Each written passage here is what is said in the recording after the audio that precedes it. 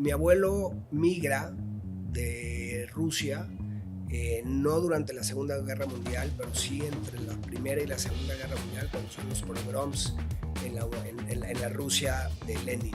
Mira, yo quería hacer una vida independiente fuera de la familia y además la relación de mi hermano y mío, que siempre fue una relación bonita, somos dos, éramos dos hermanos, somos dos hermanos. Es una relación que tenía sus claroscuros. Tú cuida a tus colaboradores y tus colaboradores se van a encargar de cuidar a tus clientes.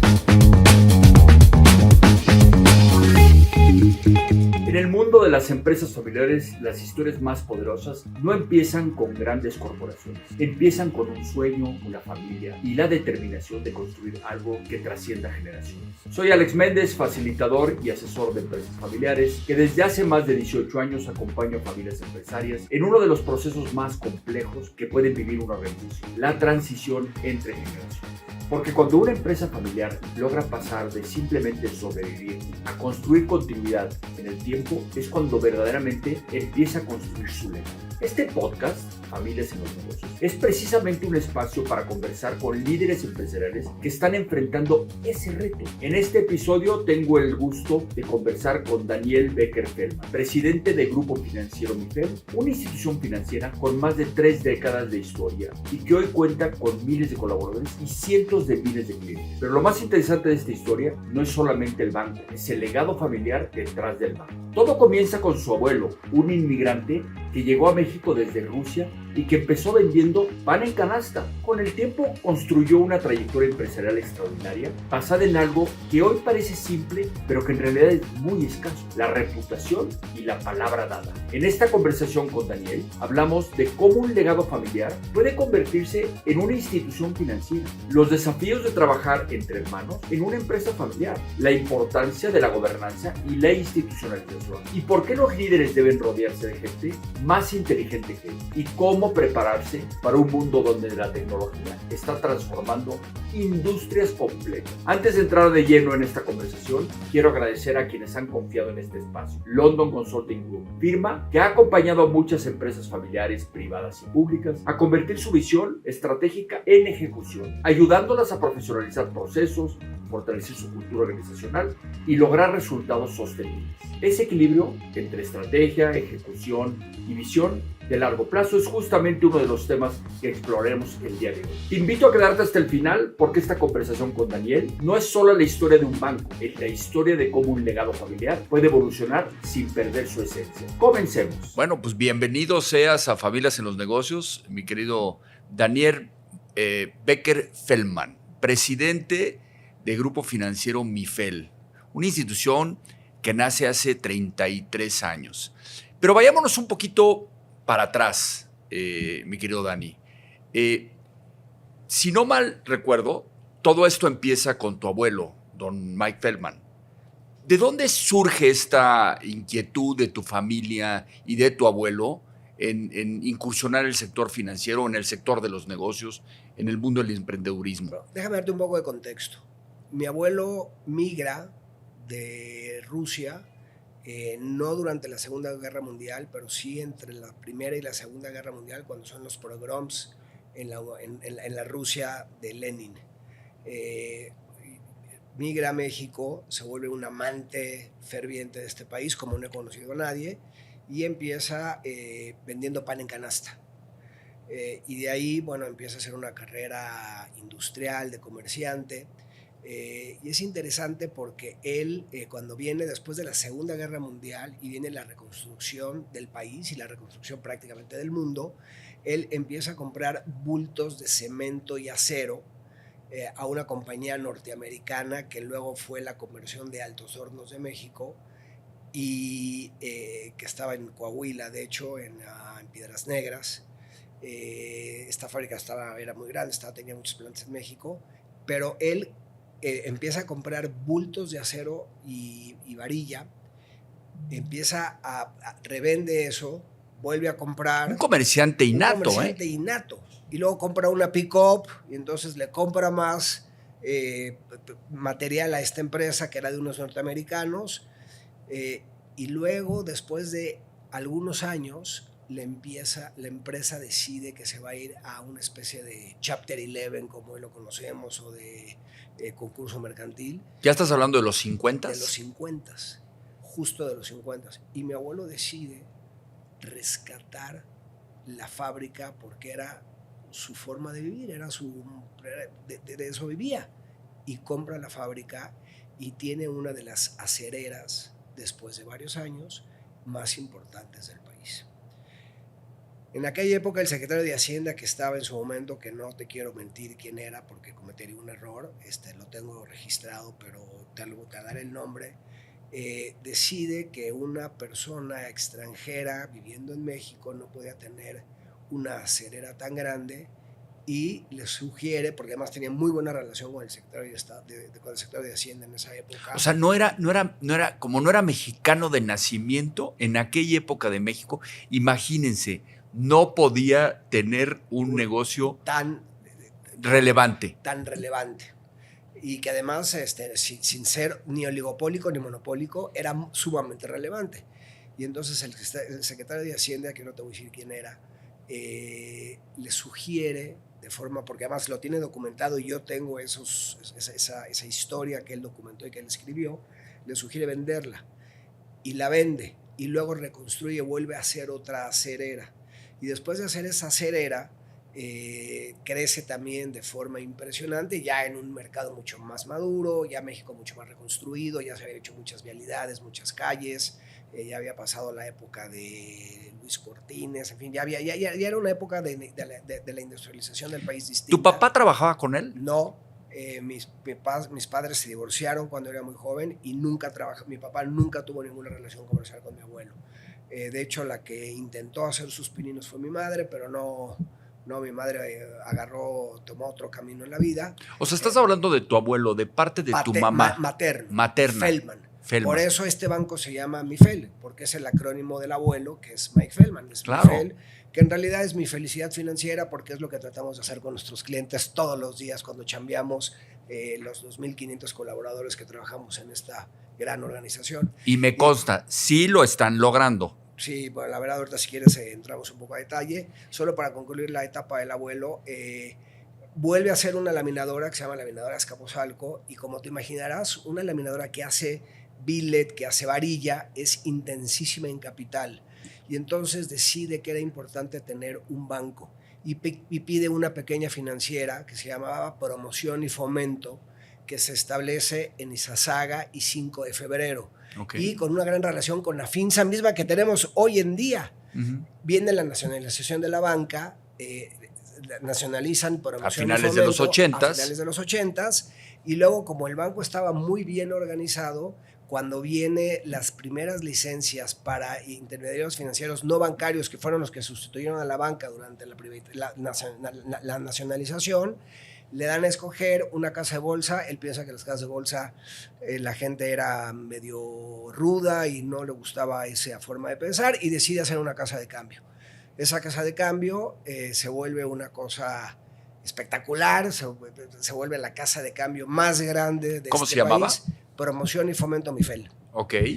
El nombre de MIFEL lo acuña el que entonces era su director de contabilidad, el señor Quintana, que le dice: señor Feldman, ¿por qué no le llamamos MIFEL a la casa de cambio? Que ya era una cosa gigantesca. Y te doy un dato porque es importante, porque en esa época yo estudiaba en el ITAM, y cuando la casa de cambio empieza a explosionar, me pide que me sume rápidamente a la operación, y me sumo yo en la parte de tesorería. Estando tú estudiando en el ITAM. Estudiando, tuve que cambiar mis horarios, y hay una historia un poco más compleja, pero nos llevaríamos toda la... porque tiene que ver con mi papá, en fin. Otro tema. Eso lo haremos en otra ocasión. Cambio mis horarios, que fue en aquella época usábamos el Rolodex en el ITAM para hacer los horarios. Entonces voy con una señora Taide, que la que quería mucho. Me dice: ¿por qué quieres cambiar tus horarios, Daniel? Ya estaba ella recogiendo todos sus archivos. Le digo: Taide, de ti depende que yo me gradúe o no me gradúe. Me cambiaron los horarios y empiezo a trabajar con mi abuelo, primero en una agencia de autos. ¿Cómo era esa relación de trabajo con tu abuelo? Porque tu abuelo venía de ser un inmigrante de un carácter muy fuerte, me imagino. Mi abuelo era una de las personas más nobles, era una de las personas más rectas, y te voy a platicar ahorita una anécdota de rectitud, y te la comento para que no se me olvide. Mi papá y mi abuelo nunca tuvieron una muy buena relación. 20 años después del divorcio de mis padres, estando yo con mi papá en Acapulco tomando una copa en su departamento que tenía en Acapulco, estábamos él y yo solos, me hizo, debo de reconocer que tu abuelo era uno de los hombres con mayor prestigio en el país. Un shake, una apretada de manos de tu abuelo era mucho más importante que un contrato. Y te lo tengo que decir a pesar de la mala relación que siempre tuve con tu abuelo. Mi abuelo ya había muerto, por supuesto. Muy noble de tu parte de tu papá, ¿eh? No, una nobleza, yo se lo aprecio y se lo agradezco mucho a mi padre que me lo haya dicho de esa manera. Y entonces inicio yo trabajando, él tenía una agencia de coches que era Feldman Motors, que estaba en Calzada de Tlalpan y Canal de Miramontes, y la casa de cambio empieza a explosionar y me habla un día y me dice, tienes que dejar la casa de cambio, vete para acá, cambia tus horarios del ITAM, porque yo pues, a la agencia iba un poco pues, ahí Más bien, tienes que dejar la agencia de autos y venirte a la casa exacto, de cambio. Y cambiar tus horarios porque pues, traes un horario ahí como de cotorreo, como de más de... Y entonces cambio los horarios y me pone en el señor Quintana, que fue el que acuñó el nombre, me da 3 semanas de capacitación y nos quedamos con un grupo de 20 personas donde hacíamos 5,000 transacciones al día entre compra y venta porque no había banca en ese momento, entonces era la casa de cambio. Y cuando mi abuelo nota que yo tengo ciertas capacidades, o por lo menos es lo que él interpretó, me hace su hombre de confianza desde el punto de vista financiero. Y eso nos obligaba... porque era cuando el tipo de cambio se devaluaba 2 centavos al día, ¿te acuerdas? Sí, en la época de Salinas de Gortari y el secretario Aspe. Y entonces había un swap natural, ¿no? Tú te sobregirabas en dólares al 12%, invertías al 120%, le vendías a las empresas más grandes de este país y hacías un swap automático con utilidades bestiales y además sin riesgo, porque te sobregirabas, comprabas un forward, un swap 48 horas y te llevabas el famoso carry trade, pero que era enorme. Y entonces fue una cosa espectacular. Lo que necesitábamos eran líneas de crédito. Entonces, mi abuelo... Déjame hacer una pausa ahí. ¿Tú ya tenías en esa época este espíritu de estar acuñando el sueño de tu abuelo? No. Porque de alguna manera, pues tú estudiabas en el ITAM, después te viniste a ayudar un poquito a tu abuelo por el tema de los coches, de la concesionaria de coches, y después te meten al tema de la casa de cambios. ¿Cuál era tu sueño en aquella época? Mira, yo quería hacer una vida independiente fuera de la familia. Y además, la relación de mi hermano y mí, aunque siempre fue una relación bonita, somos dos, éramos 2 hermanos, somos 2 hermanos. Entonces era una relación que tenía sus claroscuros. Y entonces mi hermano era el que había iniciado originalmente con mi abuelo la casa de cambio. Y yo llegué después como un outsider, como el nuevo... Y aparte el chico. Y aparte el chico. Y tomé un rol demasiado, si no tenía la palabra, no es protagónico, pero un rol muy importante en la operación de la casa de cambio, y nos teníamos que ir cada 6 meses a conseguir líneas de crédito en Estados Unidos para poder sobregirar las líneas, sobregirarlas al 12%, invertir al 120% y hacer los swaps con todas las empresas que desde lo que hoy es Grupo Walmart, Dow Chemical, Teléfonos de México, nos encargábamos de atender a las empresas más importantes del país. Y ahí conocí a muchos de los directores de los bancos extranjeros. Continúa el proyecto, mi hermano y yo tenemos ciertas diferencias, mi abuelo lo percibe, le digo, abuelo, déjame salirme, no vale la pena que yo me quede en esto, que es una cosa que en realidad nunca nos imaginamos, es una mina de oro, pero el que estemos generando tensión entre mi hermano y yo no nos va a llevar a un buen puerto. Déjame salir. De ninguna manera. Al otro día, como lo reflexiona, regresa y me dice, ¿qué te gustaría hacer? Le digo, mira, ya hoy la casa de cambio es tan grande, ¿por qué no empezamos a hacer algo de factoraje financiero? Y entonces me acuerdo que me escribió un pagaré en blanco y empezamos a conseguir líneas de crédito y empezó la operación, como te lo estoy platicando, Alex, no, aquí no hay... Y empezó la operación de factoraje financiero, que fue un éxito porque utilizábamos como se dice en el argot financiero, el cross-selling. Hacíamos cross-selling de la operación de cambios con los clientes de factoraje, en particular Grupo Cifra, que hoy es Grupo Walmart, y se volvió una cosa gigantesca. Y de ahí abrimos una arrendadora pura y luego una arrendadora financiera y nos dimos cuenta que nuestro modelo de restricción se llamaba líneas de crédito. Viene el presidente Carlos Salinas con el secretario Aspe y dan las primeras licencias. Primero privatizan la banca. Participa mi abuelo en la privatización de uno de los primeros bancos, que fue un Banco Mercantil de México, pero el banco no tenía la capacidad de darnos las líneas de crédito del volumen que ya teníamos en la casa de cambio. Y después de que acaban de privatizar los bancos, vienen las primeras franquicias después de 20 años, franquicias nuevas. Sí, claro. Y ahí fuimos los primeros junto con Inbursa, Interacciones y nosotros. De hecho, te platico una anécdota. Estábamos mi hermano y yo cenando en casa de mi hermano y le habla Jacobo Saludowski a mi hermano y le dice, prende la televisión a las 10 o 10 y media de la noche y escucha la cortinilla. Entonces prendemos la tele. Después de 20 años se dan las primeras 3 franquicias bancarias. Éramos una de ellas. Déjame decirte una cosa. El tema de las dinámicas familiares en el contexto de las empresas familiares es complejísimo. Tu relación con tu hermano, me imagino que tuvo, como tú bien dices, sus claroscuros y sus ups and downs. Me imagino, y interpreto más bien, que cuando empieza a tener éxito tu idea de el factoraje, después la arrendadora fija, después la arrendadora financiera, la financiera, y tu hermano se había quedado en la parte de casa de cambio, pues eso también empieza a generar un poquito de tensión, porque el tema del éxito es tu peor enemigo. Por supuesto, porque además, por la cantidad de unidades que me tocaba ser responsable, pues tenía una relevancia un poco más significativa ya dentro del total del grupo. Entonces, para acabar de hacer el cuento corto, nos dan la licencia, le avisamos al abuelo, estando cenando en casa de mi hermano, mis abuelos estaban en esa época en Europa, mi abuelo con llanto, dice, no lo puedo creer, el sueño de la vida, después de la nacionalidad, que nos nacionalizaron el banco hace 30 años o 20 años, llega a Nueva York, se siente mal, se va a Rochester y muere. Lo siento mucho. Y nos quedamos, mi hermano y yo, con una autorización de banco y con la obligación de levantar en aquella época $50 millones en los 90s. O sea, tu abuelo vio el sueño surgir desde no lo vio. Bueno, desde Rochester en la cama. En la cama. Pero no lo vio cristalizar. No lo vio cristalizarse. Imagínate qué historia más interesante. Qué difícil, ¿eh? Mi hermano de 27 años y yo de 25.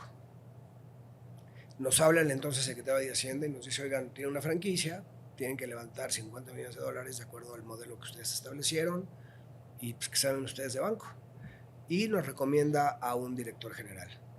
Lo entrevistamos, mi hermano y yo, con la experiencia que teníamos, que era nula, de bancos.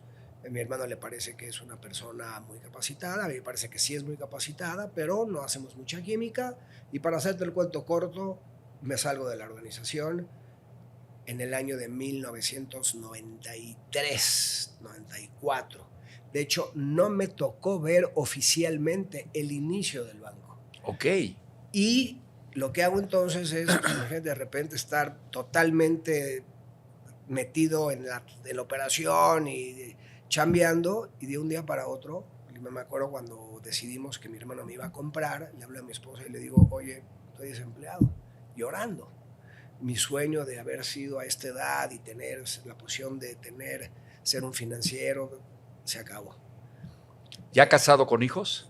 Casado, sin hijos, todavía. No te preocupes, algo harás. Y entonces, no es tan fácil. Ya teníamos un hijo, Eduardo ya había nacido, porque Cuando me doy cuenta que se me está haciendo tarde, dejo de trabajar, llevaba yo a mi hijo todos los días al kinder, me iba en shorts y en camiseta y de ahí me iba a correr al bosque de Chapultepec todos los días. Eso sí, estaba en shape a toda madre. Que era la época en donde yo te conocí, mi querido Daniel. Fue cuando nos conocimos. Cuando corríamos, me acuerdo. Correcto, exactamente, hace 30 años. Hace 30 años. Y pues yo dejaba a mi hijo a las 8:30 de la mañana en shorts, muy a gusto, y un día me habla mi esposa y me dice, oye, ¿puedes recoger a Eduardo, por favor, a las 12:30 en el kinder? Porque a mí se me complica, no sé qué. Dije, no, ¿cómo? Estoy en shorts. Entonces me tuve que ir a mi casa, me rasuré, me puse traje para ir a recoger a mi hijo, para que las señoras que recogían a los hijos no pensaran que yo soy un huevón profesional.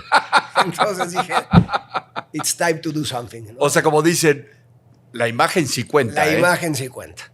Y entonces empiezo a mandar mi currículum ridículo a los diferentes bancos que conocía, porque yo era el encargado de acompañar al abuelo a negociar las líneas de crédito de la casa de cambio. En el Inter estuve a punto de entrar a trabajar con don Antonio del Valle en una operación muy grande que tenía Vital en esa época. Que es un banquero de prosapia. Es un banquero de prosapia y además... Y honorable como él solo. Que intentó comprar esta organización un par de veces y bueno, nunca llegamos a buen fin, en fin, por diferentes razones. Pero estando ya en pláticas serias con don Antonio, me hablan de Nueva York, me citan y para hacerte el cuento corto me contrata Republic National Bank of New York y trabajo con ellos alrededor de 7 años. Wow. Luego salgo de ahí, hacemos una operación. Ha de haber sido súper interesante las cosas que aprendiste ahora sí desde una organización fuera del contexto de una familia, con procesos, sistemas, formas de trabajar y un banco norteamericano. No, a ver, te voy a platicar una anécdota, Alex, y me la tienes que te quede en piedra. Como apenas nos estábamos montando en México y yo ya era, pues no era el encargado del despacho, era el ayudante del director general que estaba en Nueva York haciendo commuting, pero cuando había reuniones de la Asociación Financiera de Organizaciones Internacionales, que ya empezaba la dinámica porque ya era el TLC, de repente decían, oye, hagamos un proyecto entre los bancos norteamericanos y extranjeros de Net Agreement para los ripos, que cada uno de los bancos vote. Y yo llegaba a esas reuniones y decía, Dios mío, ¿de qué me están hablando?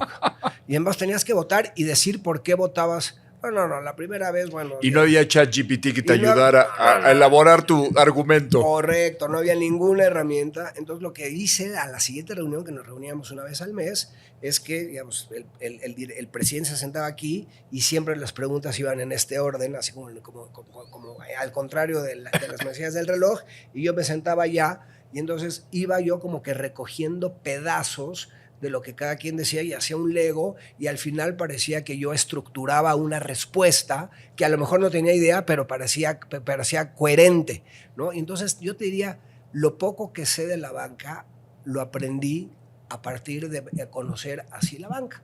Luego, a los 2 años que quería empezar otro proyecto distinto, estoy en Nueva York con mi jefe y le dije, oye, me quiero ir de Republic. Me dice, tú no te vas a ningún lado.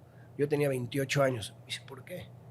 Porque te vas a quedar encargado como director general, como encargado de despacho director general, porque tuvimos un problema con el director general, no sé qué sucedió, y tú te vas a quedar. Y a los 29 años me vuelven director general de Republic National Bank of New York. Por primera vez. ¿Qué posición tan relevante? No, y además... La verdad es que con poco conocimiento. Y ahí sí, ¿qué le recomiendo a toda la gente que te escucha, Alex? Estudiar, prepararse, leer, estar atentos, no perder las oportunidades, no achicopalarse, creérsela. Y hicimos una cosa interesantísima. Luego me reúno con 2 personajes muy relevantes del sector financiero. Hicimos una operadora de fondos de inversión que la verdad es que nunca funcionó bien y un día estando en la operadora de fondos leo en el periódico que Mifel y mi hermano está a punto de venderle el banco a don Antonio del Valle. Y ahí hablo con mi hermano, no, una historia larga, pero para hacerte el cuento corto, regreso 11 años después al banco que se encontraba en condiciones complejas, tenía algunas áreas de oportunidad y ahí entró el banco hace 20 años y bueno, pues en 20 años de haber navegado esto fue lo que hoy tú ves. Pero fuera de miembros de la familia No hay nadie. Becker-Feldman, tu hermano sale de la operación. Mi hermano sale absolutamente. Tú compras con Friends and Family y dinero Correcto. de fuera, el banco, y ahí inicia tu historia. Ahí inicia la historia de lo que hoy es, digamos, el MIFEL 4.0. Sí. ¿Cuáles han sido estos retos familiares que estos últimos 20 años has vivido? Hoy ya tus hijos tienen 30 Sí. altos o medios, 30 bajos, sí.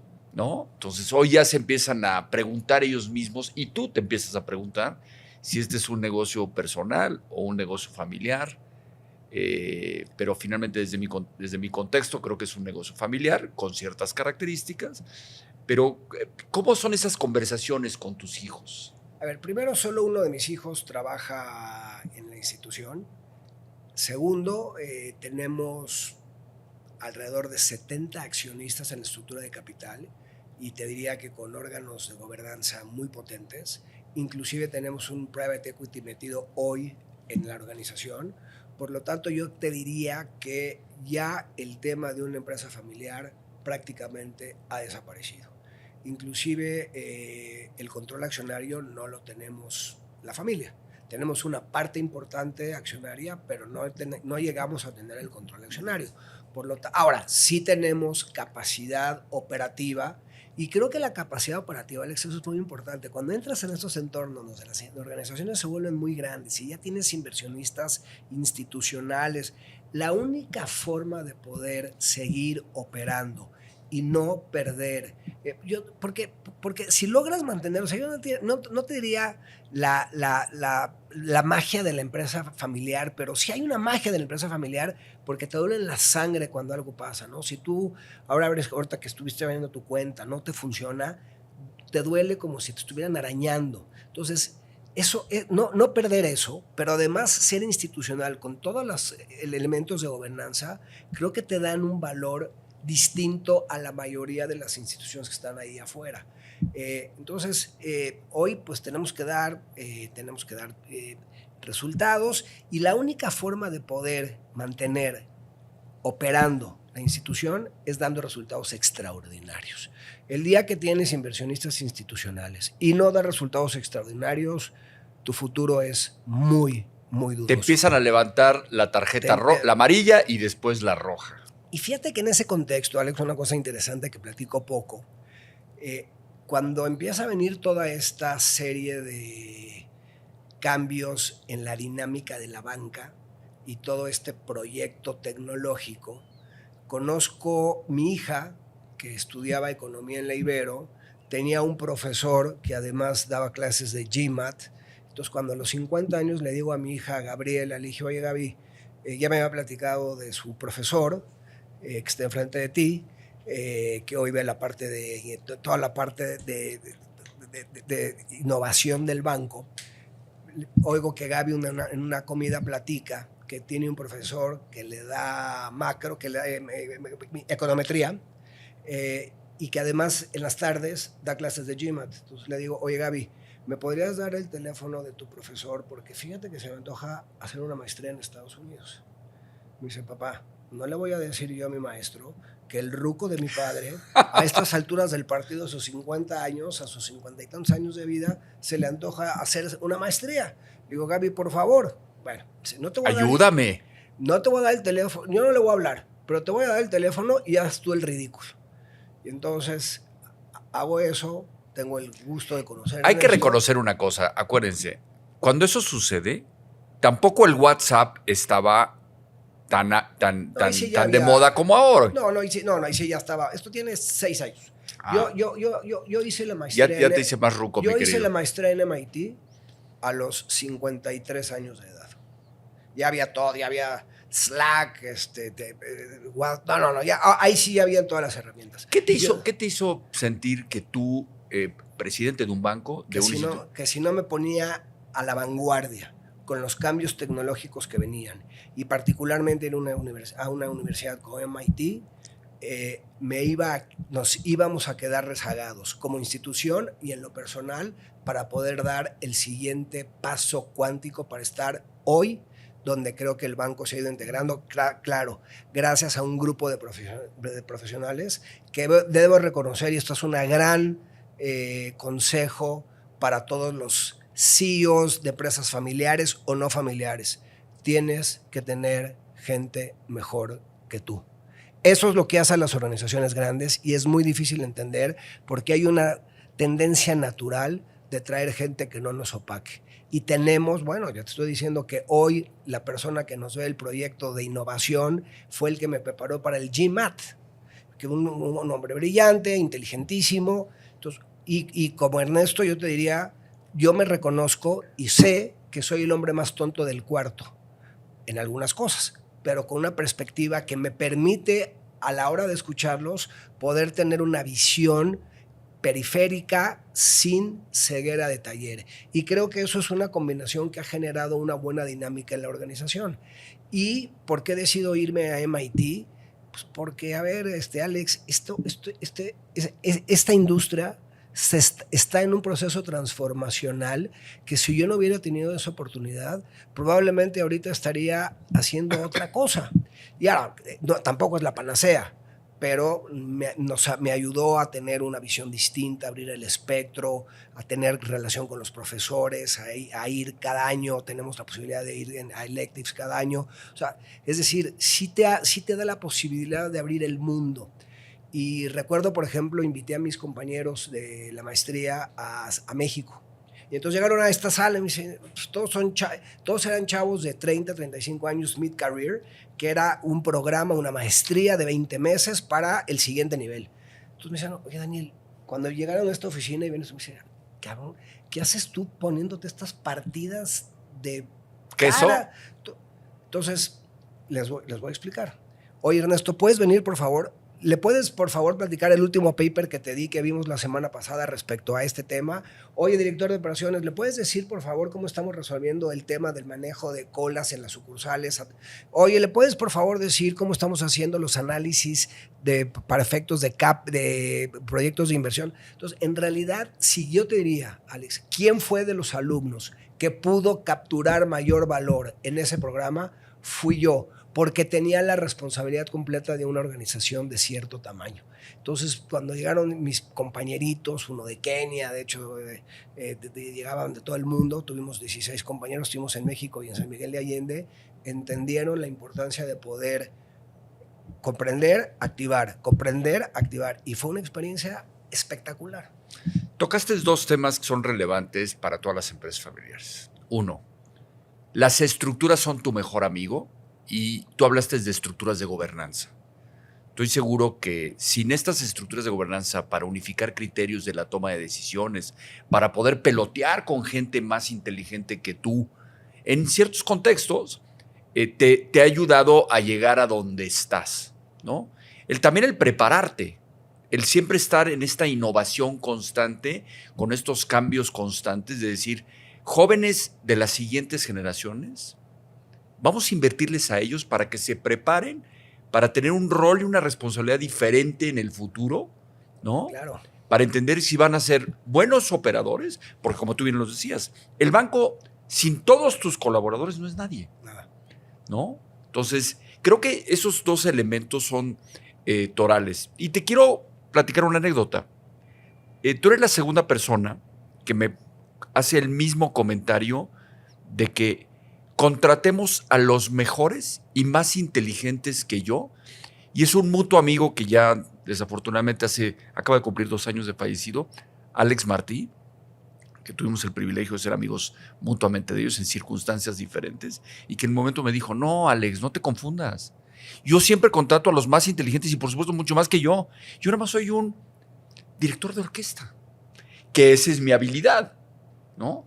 Interpretar, ver las fortalezas, encontrar esas cosas únicas para la organización para hacernos más relevantes. Hoy, ¿cuáles son estos retos que como organización y como familia estás viviendo? Mira, te voy a decir como familia, otra vez, como solo está mi hijo y básicamente el accionariado está familiarmente, yo te diría, muy bien resuelto, salvo que el día de mañana queramos tomar una decisión distinta con respecto al futuro de la institución, que la verdad es que yo creo que a mí me gustaría todavía dedicarme a este ritmo por lo menos 10 años. Como sabes, además soy fanático del deporte, lo sigo practicando, ya no hago Ya no corremos como antes. Ya no corremos como antes, pero le doy mucho a la bici. Entonces yo creo que tener todavía un espectro de tiempo y por supuesto ir delegando además, y creo que lo hemos hecho bastante bien, porque en lugar de tener un solo líder, yo te diría, hay un grupo de alrededor de 7 líderes que hacen que la organización camine. Entonces, para nosotros ese es un tema que nos ha dado resultado. Otra cosa que creo que es fundamental es que también, como CEOs, independientemente de si es una empresa familiar o no, te tienes que estar preparando permanente y constantemente, y tienes que obligar a que tus colaboradores se preparen de forma constante y continuamente, porque si no, la discusión se pierde y se desalinean las conversaciones. No quiere decir que, por supuesto, uno sabe más de cosas que de otro, pero todos tienen que estar preparados permanentemente. Yo lo que hago todos los lunes, Alex, es realmente el fin de semana me aviento un libro, se los platico, se los sugiero que los lean, y a partir de eso empezamos a crear un diálogo. Pues no es más de un diálogo porque somos más de 2, somos alrededor de 12 en el EXCO, en nuestro comité de dirección, nuestro Executive Committee, como nosotros le llamamos, y ahí hablamos de los libros que estamos leyendo, y sé que mis colaboradores, cuando les recomiendo un libro, sé que generalmente les genera interés, y entonces creamos un diálogo continuo. Y ya estamos hoy estoy sugiriendo que uno de nuestros científicos de datos se vaya a MIT, está aplicando a MIT y a Barcelona, porque también lo que te da la oportunidad de cuando haces este tipo de cosas a esta edad, te das cuenta que si también le das la oportunidad a otros personajes más jóvenes de capacitarse y tener la misma oportunidad que tú, le van a dar, primero, se van a casar con la organización, van a tener un compromiso con la organización y van a llegar con una preparación que nos va a dar no sé cómo sería la palabra en español, un leverage, unas ventajas competitivas. Ventajas competitivas que seguramente otras instituciones no tendrán. Y mira, nosotros siendo un Challenger Bank, Alex, te enseñaba yo algunos correos hace algunos momentos, pues para algunos colegas nuestros de otras instituciones, de otras grandes instituciones, nos consideran como uno de los mejores bancos de este país, gracias a lo que hemos logrado y gracias al esfuerzo de 2.500 colaboradores que se rompen la madre todos los días. Por cierto, y perdóname que te haga un comercial, nos acaban de premiar la semana pasada el International Bankers con el premio al mejor banco comercial de América Latina. Felicidades. Si quieres, ahorita te enseño el reconocimiento. El reconocimiento. Y eso habla del esfuerzo de este grupo. Y luego, además, creo que nosotros logramos, Alex, sí tener un ecosistema físico, porque tenemos alrededor de 100 sucursales, pero tenemos también un ecosistema digital que lo logramos hacer sobre la misma plataforma. Entonces, hoy lo que en nuestro modelo que hemos compartido con la organización, los ganadores en esta industria se llaman los que puedan tener un modelo híbrido entre lo tradicional y lo digital, porque la disrupción en lo digital viene de una forma que si no estás un paso adelante, cierras los ojos y te destruyen tu participación de mercado. Y no todo mundo lo ve. Y creo que nosotros en eso hemos sido muy precavidos y hemos estado muy atentos. Y eso aplica para la empresa familiar, no familiar, institucional, lo que sea. Los elementos, la forma en la que estás viendo los procesos de disrupción en las industrias es algo espeluznante. La velocidad es terrible. Amaneces un día con una nota y al otro día te das cuenta que salió un competidor de la nada y que trae una tecnología que no te hubieras imaginado jamás y que no hubieras pensado jamás. Fíjate, me acuerdo mucho cuando tú lees a Warren Buffett, él dice, a mí me gusta invertir en cosas que sean fáciles de entender, como por ejemplo refrescos, aseguradoras porque tienen un chorro de reservas técnicas, bancos. Creo que hoy, si le preguntaras a Warren Buffett si le gustan los bancos, te dirían no. Se volvieron empresas de tecnología y después de haber existido en los últimos 1000 años, hoy la disrupción que viene en el sector financiero va a ser increíble.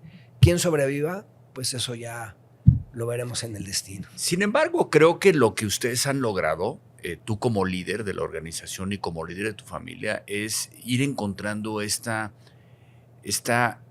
parte única, diferenciadora, que vas innovándola y que la vas transformando, ¿no? Algún día me comentaban que don Lorenzo Servigi algún día le dijo a su yerno, cuando le vino a proponer una propuesta de negocio, de servicio, y después de escucharlo con mucho detenimiento, le dijo, oye, pero a ver, me gustaría entender cuál es tu gansito, entendiendo de que, pues, cuál es tu diferenciador, tu uniqueness, ¿no?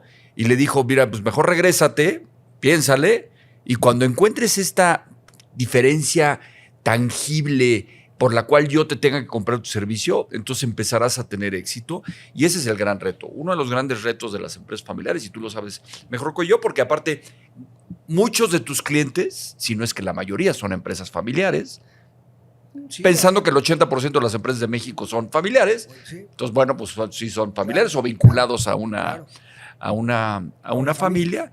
Es que no podemos seguir haciendo lo mismo porque el resultado sería siendo igual. Entonces, un gran reto para aquellas compañías que tienen 40, 50, 60, 80 o 100 años de existir, pues tienen que empezar a encontrar esta forma diferente. Hay que reinventarse. De reinventarse y ser relevantes en el sector. ¿Y cómo invitas a la familia a subirte a este barco, claro, del tema de la relevancia? Pues dices, tú como familia lo tienes resuelto, que nada más tienes un hijo que de alguna manera ya colabora contigo, pero tienes una hija que estudia o estudió economía. Dos hijas. Dos hijas más. Que no participan en la No, pero como yo siempre he dicho. Fabuloso, por cierto. Que yo siempre he dicho, pero bueno, el día que tú te vayas, mi querido, porque todos, claro, nos vamos a ir. Correcto. Pues habría que seguirles preparando en ser posibles dueñas responsables. Claro. Vean a Botín, por ejemplo. Vean a Botín, ¿no? Que es un buen ejemplo. Ahora, yo creo que en esto de reinventarse todos los días, fíjate el reto de un banco es un utility. Estar en un banco es como estar conectado a la línea de la electricidad. Lo que tienes que hacer es reconvertir ese utility en algo que no sea un commodity. Y eso tiene su reto. Y eso tiene un nivel de ejecución. Yo tenía un profesor que decía, es una buena frase, la estrategia es un commodity, la ejecución es un arte. Ejecutar y ejecutar bien, romper silos. En los bancos, yo te diría, el peor enemigo del cliente se llama el silo. Oye, tengo un problema de tarjeta de crédito, pero entonces tuve un problema con mi crédito y tuve un problema con mi seguro y ya te perdiste. Y te perdiste en un túnel del tiempo donde es un sufrimiento tener que ir al banco. Aquí lo que queremos es quitarle la atención al cliente. Oye, queremos ser una organización centrada en el cliente. ¿Y eso cómo se logra? Quitándole atención al cliente. El cliente tiene que tener la menor tensión posible cuando usa los servicios de este banco. Y todos los días trabajamos en eso y todos los días intentamos y tenemos un mantra. En esta organización no hay silos. No a la burocracia, sí a la gobernanza, sí a la regulación, pero no a la burocracia. Y eso creo, Alex, que nos ha hecho diferentes. El banco en los últimos 4 años creció 4. Hoy estamos, este verano llegaremos al primer 1,000,000 de clientes. Felicidades. Y espero que por lo menos el 95% de ellos estén ampliamente satisfechos con lo que hemos hecho, porque créemelo, eso sí te lo. Oye, dime una receta secreta, Alex. El secret sauce, no de Mifel, de Daniel Becker. Me duele como si me estuvieras rajando la piel cuando un cliente de $1 o de 5,000 millones de pesos se queja por el mal servicio que le dé el banco. Lo sufro igual y lo comparto con mis colegas y lo saben. Y además, como corolario de esto, Si tú te metes a nuestra web, hay un icono que dice mensaje al director general. ¿Y sabes a quién le llegan esos mensajes? ¿A ti? A mí y a 15 personas más. Entonces, la organización sabe que si tú te quejaste por alguna razón, yo voy a saber exactamente y lo vamos a resolver. Y la idea es irlo resolviendo por procesos, porque este tema no se resuelve unilateral para Alex. Hay que revisar el proceso, entender dónde estuvo el problema. Y te voy a decir otro dato que es interesante para todos los que te escuchen, sean empresas familiares o no familiares. En una ocasión llevamos a una reunión de planeación estratégica en Cuernavaca a un speaker que me llamó mucho la atención, que se llamaba su presentación No te enganches. Hoy estoy en el tráfico y me mentó la madre el coche de al lado. Pues tienes dos opciones: o quedarte callado, mentarte la madre, y mentarte la madre con todos los posibles resultados. Desde que se baje, te agarre a madrazos, te balee. No te enganches. Cuando llegues a tu casa de mal humor porque tuviste un mal día de trabajo, no te enganches con tu esposa, porque entonces te vas a meter en un problema. No engancharse en cosas que no valgan la pena, porque te hacen la vida más ligera. Y les voy a dar otro consejo. Cuando tú vas a un banco y vas con el cajero y el cajero te grita porque está encabronado, no es que el cajero esté de mal humor, es que la empresa no lo está tratando con respeto. Entonces, otra cosa que le sugiero a toda la gente que te escuche es que traten a sus colaboradores con respeto, que los escuchen, que paguen bien, que paguen por encima de la media, que los ayuden, que les hagan planes de carrera. ¿Sabes qué hacemos nosotros, Alex? Tenemos un centro telefónico que se llama Contacto Mifel de alrededor de 100 personas. Son becarios. Estos chavos becarios que están y de escuelas, no creas que escuelas redundantes como las que estudiamos tú y yo, escuelas buenas, pero no necesariamente, ¿no? Son gente que apenas puede pagar una carrera universitaria. Entran como becarios a Contacto Mifel, al call center, alrededor de 100 posiciones, y ellos sí se avientan toda la problemática del banco. Oye, estoy en Viena y el ATM se tragó mi tarjeta de crédito. Oye, estoy en el restaurante y se cayó mi terminal punto de venta y no puedo cobrar. Oye, no me sale el estado de cuenta en mi aplicación digital. Si tú me hablas y me preguntas eso, Alex, yo no te tendría que pasar a Contacto Mifel para que ahí te ayuden a resolverlo. Estos chavos se vuelven el semillero de la organización.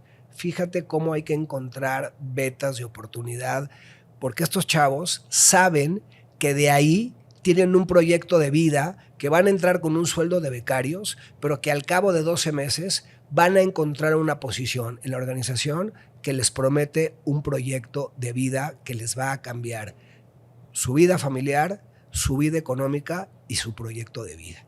Y eso no hay que dejarlo de lado, porque eso es lo que hace que las empresas sean exitosas. No es la estrategia, no es la industria, es la gente que colabora y la satisfacción con la que colabora todos los días en las organizaciones. Déjame tocar este punto y hablando un poquito de la cultura organizacional que tú has estado construyendo. Y recientemente un buen amigo, Roberto Morey, decía que la cultura es el carácter de la organización, ¿no? Y el carácter de la organización y su cultura están basados en los valores de la organización. Y estos valores de Mifel vienen de tu abuelo, claro, que de alguna manera te los permeó. Correcto. Y tú los has permeado a la organización y a todos tus colaboradores y, por supuesto, a tus 3 hijos. ¿Cuáles definirías que son estos valores transformacionales que son el eje conductor de Mifel? 1. Somos una empresa donde nos tenemos confianza y sabemos que nos decimos la verdad porque tenemos un objetivo común, que a todos nos vaya bien. 2, tratar a la gente con dignidad. Si tú tratas a la gente con dignidad, lo que recibes a cambio es que la gente te trate con dignidad. 3, generarles un proyecto de vida y saber que en este banco van a tener un proyecto de vida y que además, si algo les sucede, el banco los va a apoyar. Yo te diría que durante la pandemia fuimos un ejemplo, hablaremos en la siguiente entrevista de lo que hicimos en la pandemia con los colaboradores, y ese tipo de acciones, Alex, te genera Y no lo haces porque quieres recibir algo a cambio, lo haces porque te nace, porque son los valores que te inculcaron, porque es el set de valores que tienes. Y eso hace que la gente se muera en la línea por la organización. Si tú te encargas de contratar gente talentosa, de capacitarla, de tratarla con respeto, de pagarle lo adecuado y más, de tratarlas con toda la dignidad que se merecen, ¿sabías qué van a hacer ellos con tus clientes? Lo mismo. Tú cuida a tus colaboradores y tus colaboradores se van a encargar de cuidar a tus clientes. Y déjame compartirte la primera conversación que tuve cuando entré a este edificio. Me recibió tu asistente, Mónica, y le pregunté de dónde venía. Ella me platicó que venía de otro banco, ¿no? Que tenía 5 años trabajando contigo, que desde que tú tomaste los bártulos de ser la presidencia de la Asociación Mexicana de Bancos, ¿no? Y le dije, ¿y está usted contenta? Y volteé y me dice, mire, no porque trabajé yo aquí, pero la verdad sí, porque los valores de la organización están alineados con mis valores. Es que, ¿quién no está alineado con los valores de respeto, Alex? Salvo que seas un barbaján. Tratar a la gente. ¿Quién no quiere ser tratado con respeto? ¿Quién no quiere ser tratado con dignidad? ¿Quién no quiere tener un sueldo por encima del mercado? ¿Quién no quiere tener un proyecto de vida? ¿Quién no quiere desarrollarse en una organización? A ver, no es tan difícil. Lo que pasa es que luego lo perdemos de vista, se bifurca, perdemos el foco. Y eso hace trata con dignidad a tus colaboradores, ellos se encargarán del resto. Claro, capacita, es decir, es multifactorial, pero lo primero es generar confianza y tratar a la gente con respeto. Yo creo que, y deja de poner palabras en tu boca, uno de los grandes retos que hoy te visualizas es que tú quieres seguir dirigiendo los destinos del banco, de la institución financiera, los próximos 10 años. 10 años se van muy rápido. Entonces, uno de los grandes retos es pues, preparar la sucesión, ya sea con alguien de la familia o no alguien de la familia, ¿me explico? Pero, ¿cómo estás visualizando este proceso de sucesión para los próximos 10 años? Mira, el banco se convirtió en cerca de 1 millón de clientes, 100 sucursales, 2.500 colaboradores, 600,000 cuentas digitales, creciendo a doble dígito en crédito. Mi hijo es un chavo súper abusado, súper puesto a la pila, un rol difícil por el padre que le ha tocado, porque a veces soy medio duro, particularmente con él. ¿Y sabías por qué, Alex? Ahora que lo estás comentando, ¿sabes por qué soy duro con mi hijo? Porque mi abuelo, a pesar de todo lo que te dije, se me olvidó hacer una característica que tenía mi abuelo. Era un hombre espectacular con un corazón de oro. Una vez en la tele vio uno de los choferes de la laminadora, atropelló porque se le fueron los frenos, y lo vio en la televisión y sacó a ese señor de la cárcel porque sabía que él no había sido el responsable del atropellamiento de este muchacho. Pero era un tirano. Y no era un tirano porque era una mala persona, era un tirano porque las circunstancias y su contexto lo obligaron a ser un tirano. Y yo no he acabado todavía de desprenderme de esa educación que recibí, y a veces soy un poco duro, particularmente con mi hijo. Ojalá él tenga las capacidades para hacerlo, pero si no, pues seguramente permanecerá en el consejo, en el board o como director general. Pero yo creo que este banco, como me decía el otro día un colega nuestro de un banco inglés, que es un queridísimo amigo mío, me dice, este banco es para los siguientes 500 años. Y ojalá así sea. Digo, ¿y por qué crees? No, porque ustedes van a la vanguardia, porque cada vez que ven un cambio en la tendencia, lo ven, lo ejecutan, están todavía pendientes de lo que está pasando, mandas a tu gente a viajar por el mundo. Entonces, ojalá, Alex, sea un banco, pero pues uno nunca sabe, ¿no? Y acuérdate que uno dispone. Y Dios dispone. Uno propone y Dios dispone. Y Dios dispone, ¿no?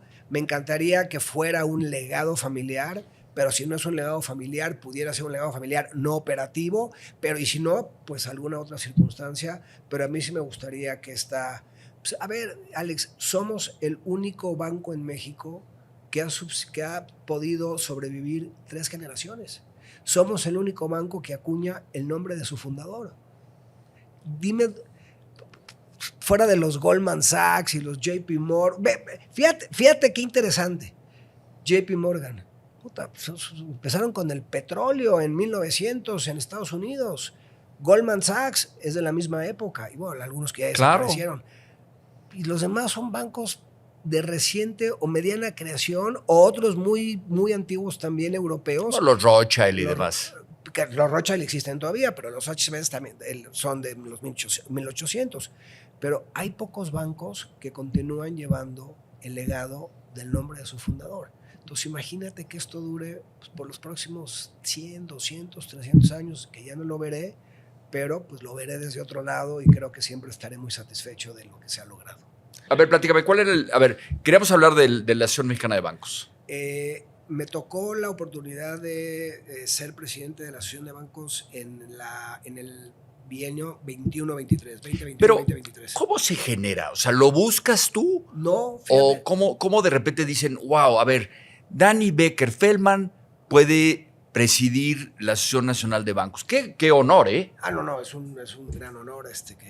No, fíjate, estaba yo curiosamente...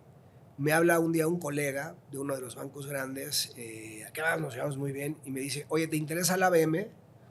Le digo, hola, buenas tardes, ¿cómo estás? Y ya no me contesta. Entonces yo pensé, pues me estaba cotorreando.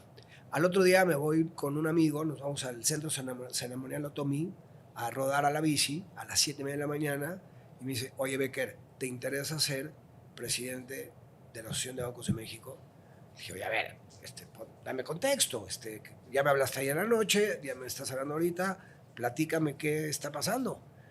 Ya no me contesta, me fui a rodar, se me olvidó. Ese sábado a las 10 de la noche me habla, me dice cuate, me dice, oye, ¿te puedo marcar? Le digo, sí, claro, me puedes marcar. Me dice, mira, fíjate que venimos de una presidencia, que tuvimos algunos temas, fue bien, pero al final la cosa se complicó un poco, y en una reunión, particularmente de los bancos del G7, de los bancos grandes, se mencionó tu nombre, que podría ser un candidato que por tus cualidades, por tu personalidad, por lo que fuera, pudiera ser un buen representante de la banca. Y ya lo hemos socializado entre varios integrantes de la Asociación de Bancos y todo el mundo lo ve con buenos ojos. Entonces pues, empecé a tener algunas reuniones, me di cuenta que no era una vacilada, que estaban hablando en serio. Fui con mi esposa y le dije, ya cuando me habían dicho que sí y yo tenía que tomar la decisión, llegué a mi casa muy preocupado porque es una chamba a tiempo completo. Yo le dedicaba los lunes al banco y martes, miércoles, jueves, viernes, sábado y domingo a la Asociación de Bancos de México. La verdad es de verdad. O sea, y sobre todo si quieres entregarle algo a tu industria, a tu país, hay que talonearle. Y entonces fui con mi esposa y le dije, oye, no sé si quiero aceptar, fíjate qué interesante, por ego o porque me interesa. Y entonces en ese momento mi hija pequeña salía con un muchacho con el que ya no sale, y entonces me entrega el otro día un libro que se dice ¿Cómo manejar el ego? ¿Tu hija? El novio de mi hija. Ok. Y en ese libro, cuando lo leí, que se llama How to Manage Ego o una cosa así, decía, a ver, todos tenemos ego y muchas de las cosas que iniciamos en nuestras vidas a veces inician por ego. Pero si el ego es el fin último, vas a fracasar.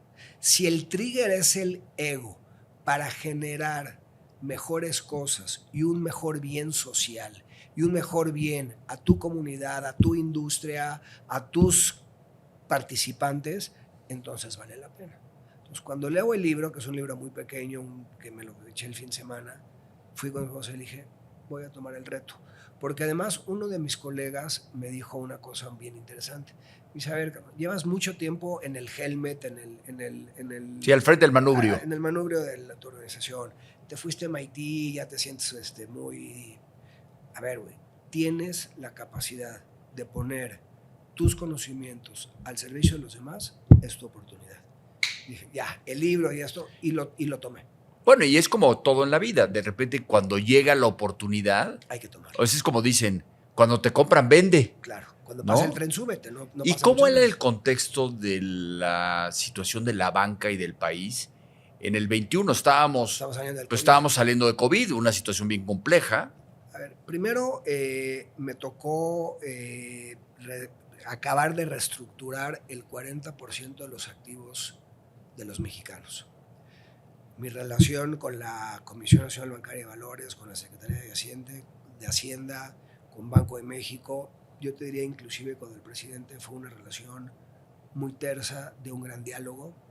Me reuní 3 veces con el presidente y en realidad discutimos cosas, no discutimos, tuvimos diálogos muy interesantes. Me hacía preguntas que a algunas no le podía yo contestar porque representaba yo al gremio, me parecía incorrecto contestarle cosas del gremio cuando yo lo representaba, porque cuando me mandó él a llamar, Alex, fue porque estuvimos cerca de comprar Banco Nacional de México, Banamex. Y entonces me llamó. ¿En la primera vez? En la primera vez hace 4 años. Entonces me llamó y me dijo, oye, Becker, ¿qué travesura traes? ¿De cuál de todas, presidente? No vaya a ser que nos equivoquemos de travesuras. Me dice, ¿tienes el dinero? Le digo, presidente, si yo tuviera el dinero, el primero que lo sabría sería usted. Por supuesto que no tengo el dinero, pero tengo otras cosas que otros no tienen y que creo que podemos con eso lograr levantar dinero. Tenemos prestigio, tenemos reputación, tenemos un banco que no ha estado metido en problemas. Entonces creo que, y de hecho yo ya había tenido pláticas con algunos fondos extranjeros y locales, inversionistas mexicanos, y él ya había hablado con uno de los extranjeros, que es uno de los fondos de inversión más grande del mundo, que maneja más de 10 trillones de dólares, y le había dicho, porque me lo dijo el presidente, Becker es muy buena alternativa para darle la vuelta, para hacer para la continuación de Banamex. En ese inter también, Alex, un colega, un amigo mío de MIT, me presenta a David Vélez, que es el fundador de Nu. Nos conocemos, viene a la oficina y Nu, como tú sabes, en México ya tiene alrededor de 10 millones de clientes, has hecho una cosa impresionante, empezaron como una fintech, ya van a ser próximamente un banco, y entonces viene a México una primera vez, viene a México una segunda vez, estamos en contacto, y la tercera vez que nos reunimos personalmente le digo, oye, David, hoy presido el ABM, viene la Convención Nacional Bancaria en Acapulco, te invito como uno de los keynote speakers. Sí, perfecto, ponemos fecha. Y cuando estoy en mi comité de dirección, para que veas que sí hay gobernanza tanto en el banco como en la ABM, mis colegas participantes me dicen, Daniel, es muy mala idea, no hay que traer a Vélez porque pues, no va a ser un competidor y es como entregarle las llaves al Lutero. Yo les dije, oigan, yo lo veo al revés. Yo creo que va a ser un competidor tan relevante que es mejor que sea parte del grupo y que lo empecemos a conocer.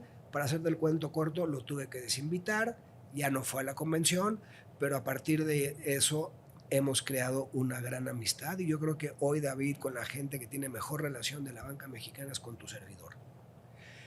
Dicho eso, empezamos a analizar un poco cuál había sido el modelo de Nu y por qué habían sido tan exitosos.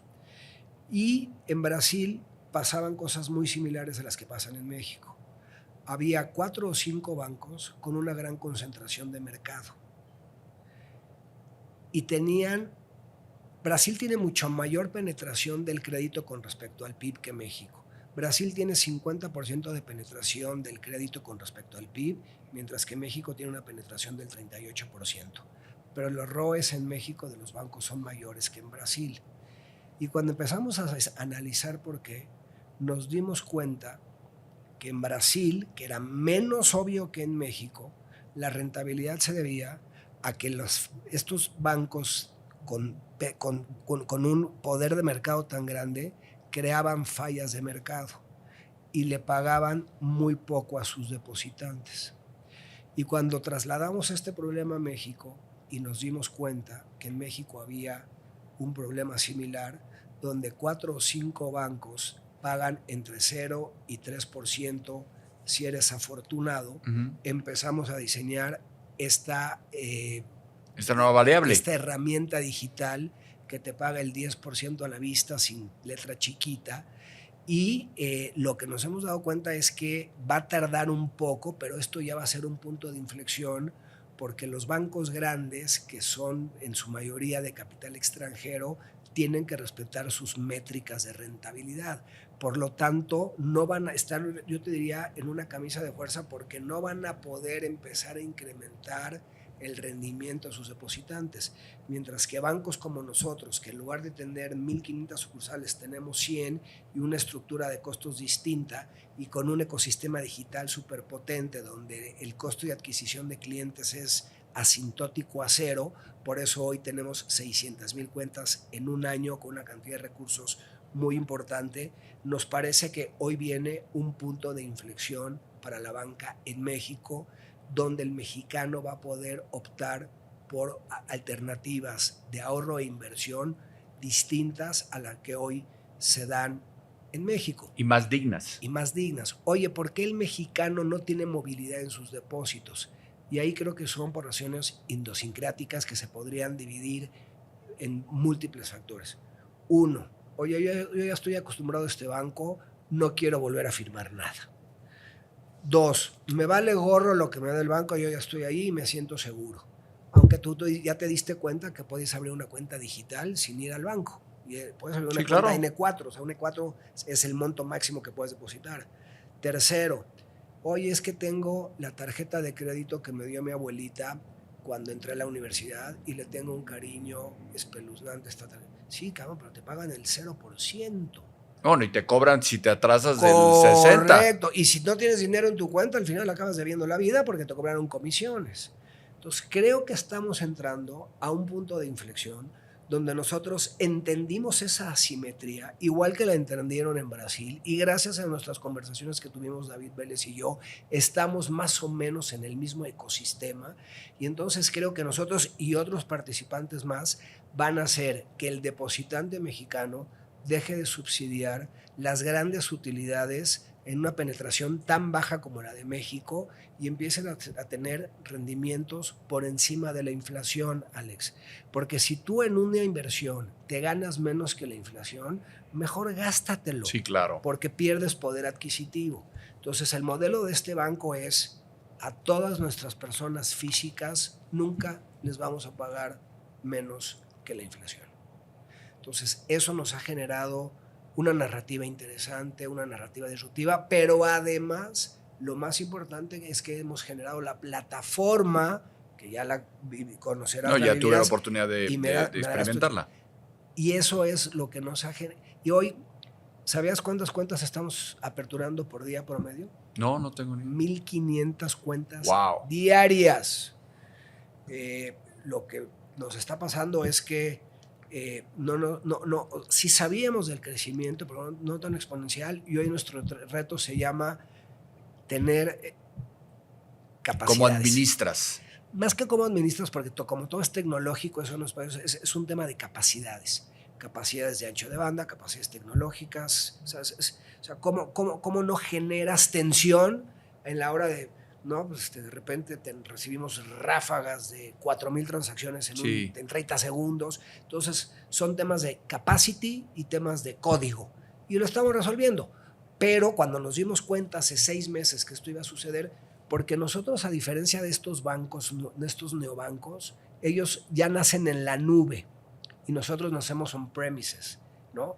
Y lo que te da la nube es que la nube, dependiendo de la demanda que tengas, de la demanda o la oferta, pues es como un globo que se expande o se disminuye dependiendo del volumen que tienes. Entonces nosotros estamos por migrar a la nube a final de este año. Ahí vamos a resolver gran parte de estos problemas y la nube, sin lugar a duda, es otro de los grandes cambios que sufrirá el sistema financiero mexicano. Y aquellos bancos que tengan sistemas legados, que se les complique irse a la nube, porque si entiendes, ¿no? La nube es un globo. Tienes mucha demanda, expandes el globo. Hoy a las 3 de la mañana baja la demanda, el globo se hace más pequeño. Claro, las nubes te cobran en función de... Sí. O sea, también, para no poner a las nubes como... También saben el negocio que tienen, saben el potencial que tienen y te lo cobran. Pero eso te resuelve una capacidad de problemas en términos de capacidades tecnológicas impresionantes.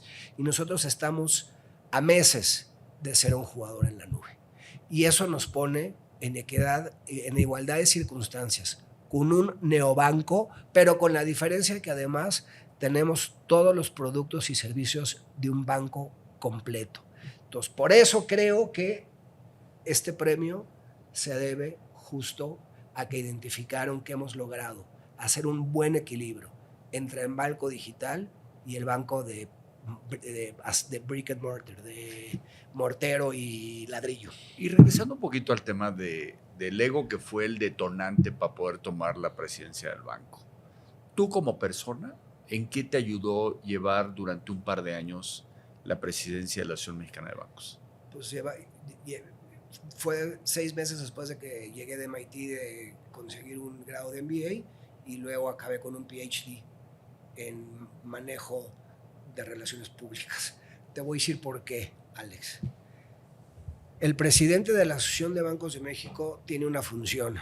La descripción de puesto se llama: eres el mensajero de los directores de otros bancos. No haces política pública, no discutes con el sector de Hacienda cómo debe ser el sector financiero, te pueden pedir tu opinión, pero tú no haces política pública, ni además somos hacedores de política pública. El presidente de la Asociación de Bancos de México es un simple mensajero de todos los otros 50 directores de bancos. Lo tienes que hacer con eficiencia, con confianza y sabiendo que estás cumpliendo con tu mandato de ser un buen mensajero. Y yo lo que hacía es, lo que sí eso te da, Alex, te da un cerrojo de llaves que puedes abrir la llave de quien se te ocurra, si tienes las formas correctas. Y la verdad es que nosotros tuvimos un buen cerrojo de llaves que podríamos abrir prácticamente todas las puertas que...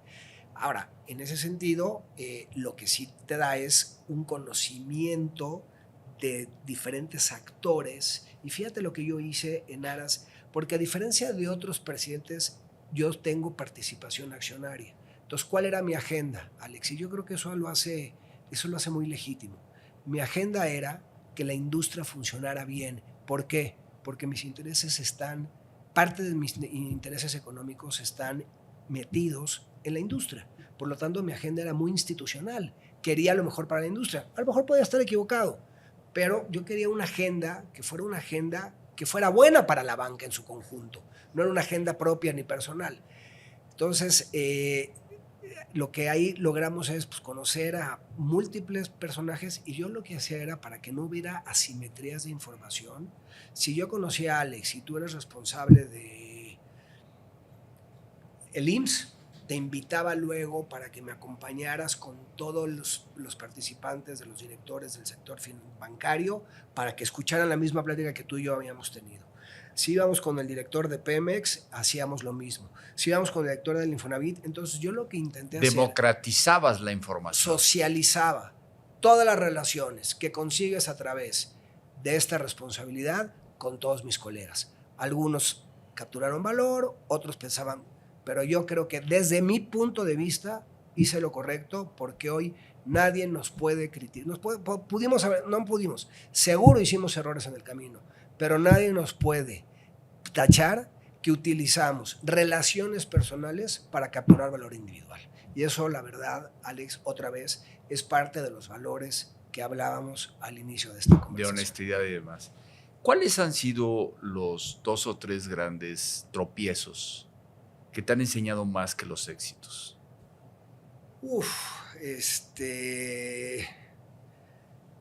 Recién entré al banco, tenía yo una actitud muy agresiva porque el banco requería una atención muy inmediata, y la forma en la que al principio yo trataba a mis colaboradores me di cuenta que era absolutamente contraproducente, y me tomó un tiempo recapacitar y redefinir la forma en la que yo tenía que comunicarme, que tratar y que lidiar en el día con mis colaboradores. Y luego también te das cuenta que una de las cosas que que te quieres comer el mundo, y que el banco tiene una infinidad de posibilidades, y que te tienes que enfocar y dedicarle el tiempo en donde puedes hacer mejor las cosas y donde puedes crear mayor valor para el usuario. Y la verdad es que, bueno, nosotros hicimos un banco completo, pero hemos ido especializándonos y hemos generado mayores esfuerzos en ciertos ángulos del banco, porque ya todos somos un banco completo, pero hay áreas en donde yo te diría somos un banco mediano grande, dominante, y en algunas otras áreas donde somos bastante incipientes, pero nos queremos concentrar porque ahí queremos que podemos crear valor. ¿Y en lo personal, cuál ha sido tu mayor tropiezo? En lo personal, mi mayor tropiezo ha sido que fui muy duro con mi hijo en su momento y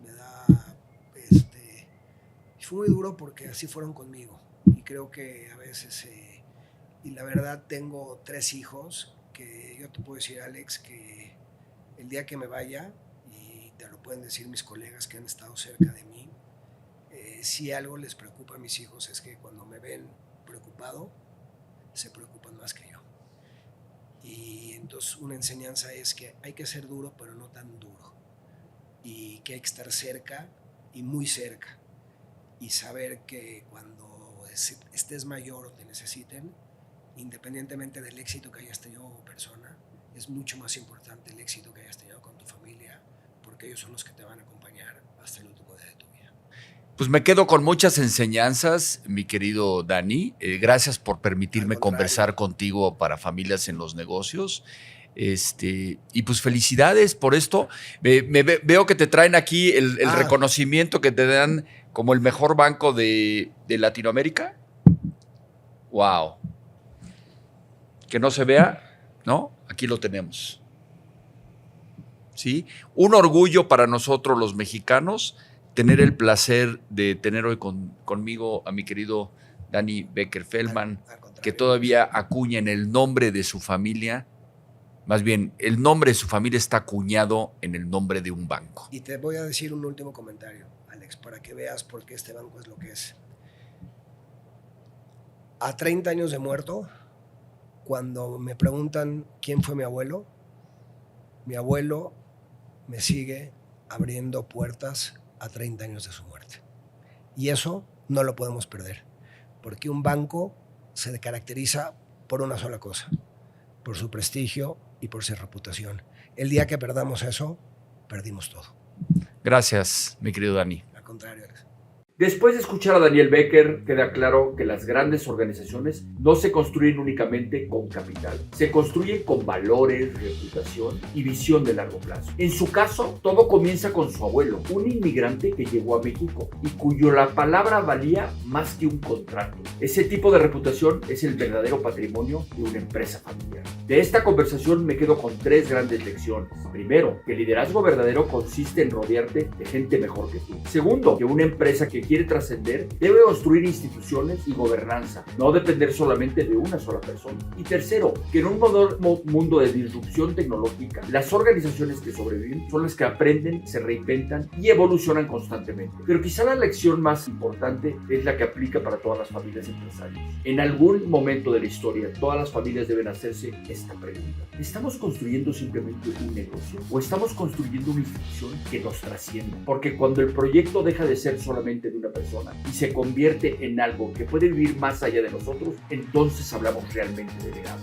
Antes de despedirme, quiero nuevamente agradecer a London Consulting Group por apoyar este espacio. He visto personalmente cómo su trabajo ayuda a muchas organizaciones a transformar su estrategia en resultados. Algo que, como vivimos hoy, es clave y que cualquier empresa que quiere perdurar en el tiempo. Si este episodio te dejó alguna reflexión, te invito a suscribirte al canal de YouTube o a seguirme en Spotify. Y si hay algún tema o desafío que estás viviendo en tu empresa familiar, me encantaría escucharte, porque al final del día, las empresas familiares no fracasan por falta de dinero, fracasan por falta de visión compartida. Y recuerden siempre esto: la riqueza se puede heredar en una generación, pero el verdadero legado se construye cuando una familia aprende a pensar en generaciones. Nos vemos en el próximo episodio de Familias en los Negocios. Y hablando de crecimiento real, en London Consulting Group, creemos que la transformación comienza cuando los líderes deciden actuar. Growth Stories, una serie que presenta casos de éxito de líderes que transforman visión y estrategia en acción. Descúbrelo en nuestro canal de YouTube y landing page. Hoy observas, mañana puedes liderar el próximo Growth Story, reimaginando los resultados, redefiniendo el futuro. London Consulting Group.